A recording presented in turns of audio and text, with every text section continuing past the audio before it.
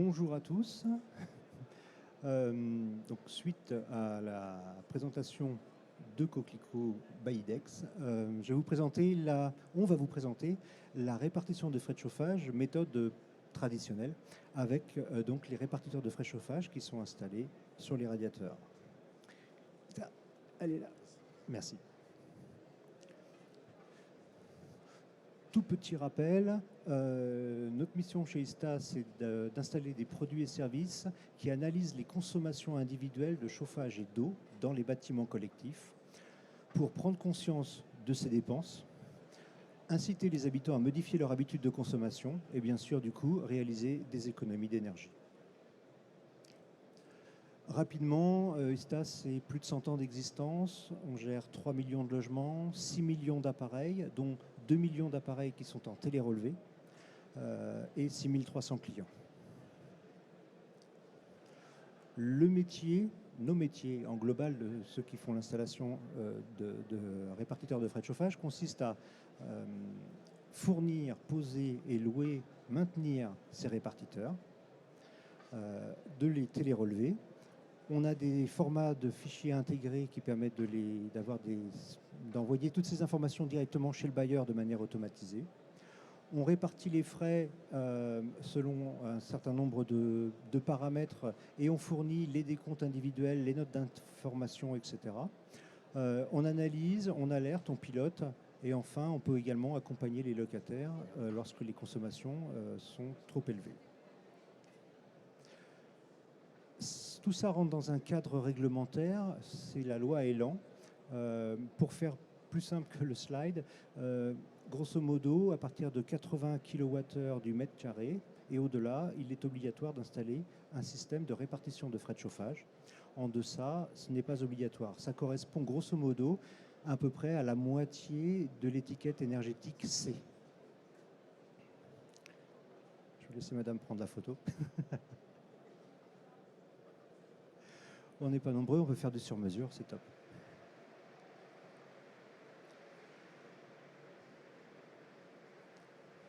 C'est bon, je vais passer à la suite.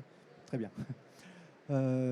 Également, une autre obligation de la loi Elan consiste à informer de manière régulière et de plus en plus régulière le consommateur de sa consommation. À partir du moment où on est plus fréquemment informé, forcément, plutôt qu'une fois par an, et on prend les actions correctives une fois par an, si on est informé une fois par mois, c'est plus facile de corriger le tir. Donc en 2021, il y a une note d'information annuelle qui doit être fournie aux consommateurs de manière obligatoire. En 2022, cette note doit être fournie de manière mensuelle à partir du moment où on a de la télérelève. Et en 2027, c'est tous les appareils d'individualisation qui devront être télérelevables. Petit rappel, si on a un circuit horizontal dans le logement, c'est-à-dire une boucle en fait, on est capable de mettre un compteur d'énergie thermique.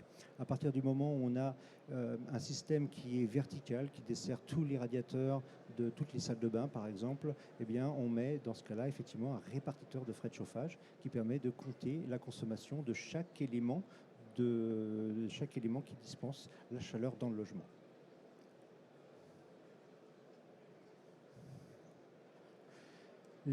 Dernière étude ADEME, réalisée auprès d'un grand nombre de logements, donne une baisse de consommation en moyenne de 15%, allant jusqu'à 25% si on installe bien sûr des répartiteurs ou des compteurs d'énergie thermique couplés avec des robinets thermostatiques. Donc le système il est assez simple, on compte ce qu'on consomme, donc du coup on fait attention et on baisse le radiateur plutôt que d'ouvrir la fenêtre. C'est juste aussi simple que ça. Ça fonctionne exactement de la même façon avec les compteurs d'eau. À partir du moment où on a une fuite, eh bien, si on la paye, on fait gaffe et on la fait réparer, quoi. Donc, on retrouve l'ensemble de ces informations sur notre portail web, qui est à destination des gestionnaires et des locataires. Évidemment, 24 heures sur 24, on peut consulter ces consommations. Donc, on retrouve un accès aux données journalières. Donc, on va se rendre compte des informations qu'on récupère de la part de l'ensemble des appareils de chaque pièce, de chaque radiateur. Et on va pouvoir effectivement pouvoir visualiser d'une année sur l'autre. On va pouvoir faire aussi, on va pouvoir tenir compte aussi de la rigueur de l'hiver. Parce qu'effectivement, comparer une consommation entre cette année et puis l'année dernière, l'année dernière, je ne savais pas quelle température extérieure il faisait, aujourd'hui en tout cas. Donc on a intégré l'ensemble de ces informations pour que ce soit comparable sur notre portail web. Et on a aussi l'ensemble de ces informations, pièce par pièce. Si on veut condamner le chauffage dans une chambre ou dans une pièce, on est en mesure de savoir s'il n'y a pas de chauffage ou pas, ou avec.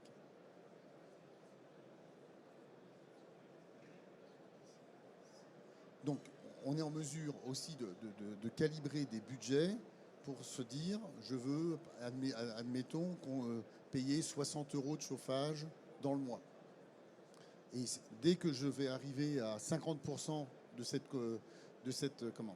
cet objectif, à ce moment-là, le locataire va recevoir un SMS ou une notification sur son email pour dire attention, vous êtes le 25 du mois, vous êtes déjà très proche de votre 100% et de pouvoir réguler et de pouvoir maîtriser son budget pour maîtriser sa facture.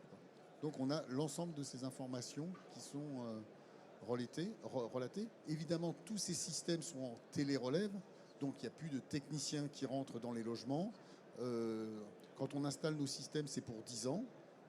Et ces informations sont consolidées sur nos serveurs et accessibles sous différents modèles. Je sais qu'il y a certains bailleurs qui souhaitent intégrer dans leur portail locataire notre portail web. On est capable d'avoir qu'un seul mot de passe pour accéder à nos informations.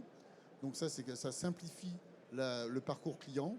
Et on peut retrouver aussi l'ensemble de nos prestations qui tournent aussi des compteurs d'eau, mais aussi de détecteurs de fumée sur ce portail. On a aussi la possibilité d'installer des sondes de température dans les logements pour avoir aussi de pouvoir avoir une vision de savoir de la température aussi qu'il y règne, et aussi peut-être informer aussi le chauffagiste. Voilà. Je te laisse terminer. Ok. Donc enfin, on a effectivement de nombreux contrats en cours avec de nombreux bailleurs, que ce soit privé d'ailleurs ou du monde social, sur lequel on installe des répartitions de frais de chauffage et avec lesquels les économies sont démontrées.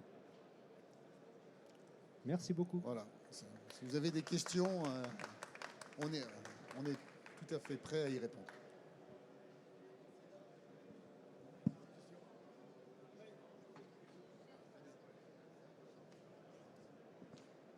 Bonsoir.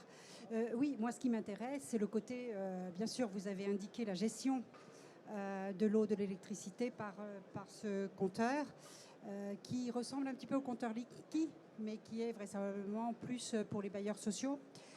Maintenant, je voudrais savoir le coût. Quel est l'investissement demandé pour ce style de domotique ou d'accessoires? Alors, pour le coût d'un compteur... Parce que c'est ce qui est intéressant. Pour un compteur d'eau, on est... Je vous donne des trucs à la grosse, quoi. Grosso modo, on est à peu près à 10 € par an par compteur, tout service compris, location, entretien, relevé, maintenance et fourniture des différents services. Pour les répartiteurs de frais de chauffage, on est à peu près à 4 € par répartiteur. Donc il y a à peu près 4 radiateurs, 4 x 4, 16 € par an à peu près de coût. Par an, par logement.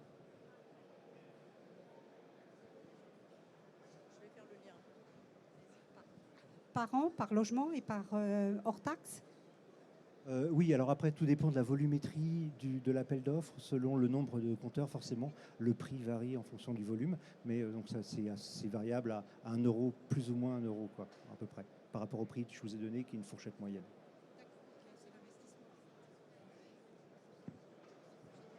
Est-ce qu'il y a d'autres questions auxquelles Pierre Ouvriez et Laurent Lefebvre peuvent répondre?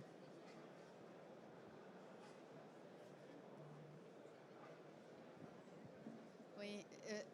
Comment est-ce que vous expliquez le fait que les syndics ont autant de mal à installer les répartiteurs ce type de solution, et même en logement social aujourd'hui?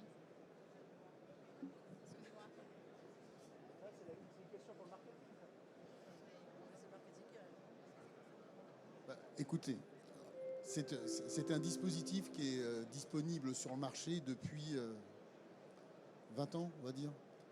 Effectivement, il y a une certaine latence à la mise en place de ces systèmes. On voit aujourd'hui que la sobriété énergétique... La sobriété énergétique, on voit que les solutions de répartition de frais de chauffage, on voit que ça fait moins 15, moins 25%. On voit que les factures sont assez importantes cette année. Elles risquent de continuer. Et ça s'autofinance. C'est une solution de sobriété énergétique qui s'autofinance. Donc effectivement, pour la partie syndic, on en a déployé déjà on a un volume important. Et on voit qu'actuellement, le monde social est en train de changer et de vouloir équiper aussi en masse l'individualisation. C'est une question d'équité. On paye ce que l'on consomme. Voilà, je ne sais pas répondre exactement à votre question. Pourquoi cette solution très simple, on ne l'a pas mise en place? Je ne sais pas. Est-ce que le frein, c'est l'installation derrière et vous, comment dire, la solution, elle est globale? Ou le frein, c'est le fait qu'il y a eu certains retours d'expérience qui n'ont pas été concluants de par l'installation ou la relève? On est plutôt dans un paradigme de changement d'habitude.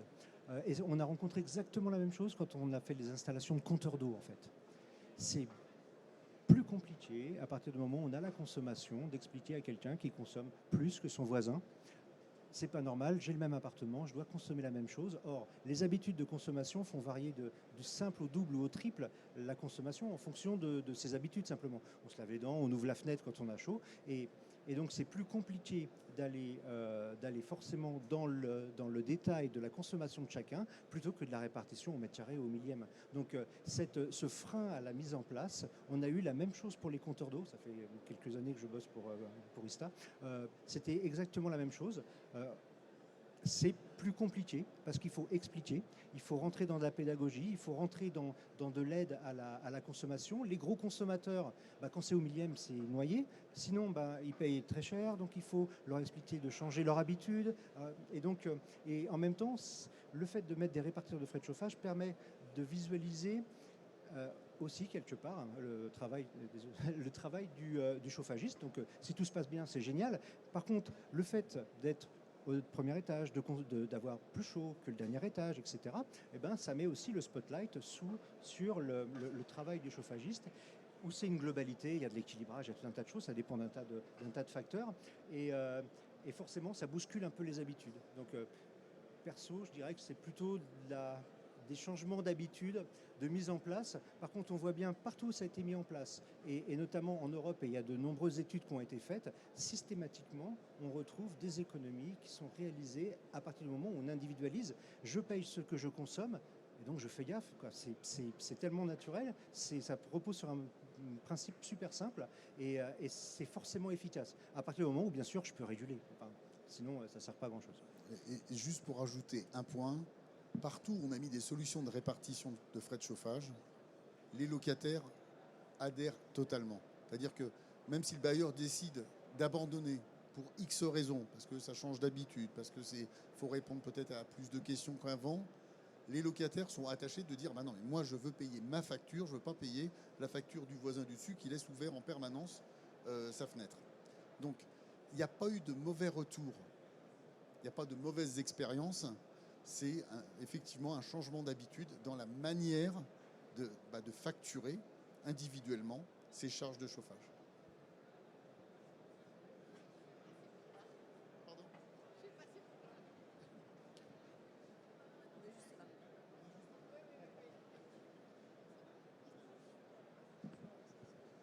S'il n'y a plus de questions, oui.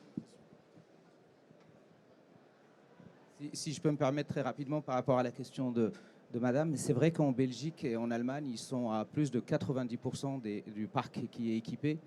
C'est qu'un avis, ça ne veut pas dire que j'ai raison. Je pense que le Français n'aime pas qu'on l'attaque par l'aspect réglementaire. Il aime bien être sensibilisé et il aime bien qu'on lui explique pourquoi il a besoin de dépenser un peu d'argent pour en gagner après. Donc ça prend un certain temps, c'est culturel. Je pense que je rejoins tout à fait le monsieur, il faut un petit peu plus de temps en France que dans les autres pays. Mais je pense que ça va venir. Après, moi, si j'ai une petite question rapide, est-ce qu'on est obligé d'impacter 100% de la solution sur le locataire? Est-ce que le modèle économique ne peut pas forcément être réparti? Mais peut-être c'est pas une question qui doit être posée aux bailleurs. D'ailleurs, pourquoi les bailleurs ne prennent pas une partie pour eux et pourquoi tout part à 100% sur le locataire? Ou c'est pas vrai ce que je dis? Ou c'est pas clair ma question? Si, enfin, la question est claire. Après, oui, pardon, la question est claire.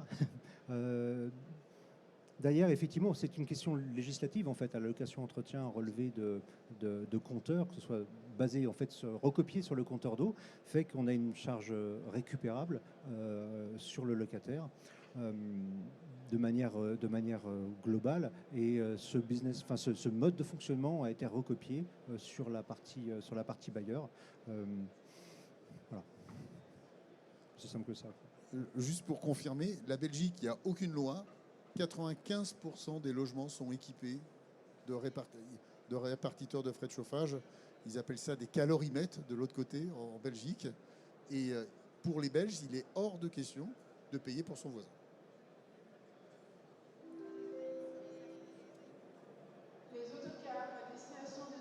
Merci beaucoup et une bonne soirée. Merci, au revoir.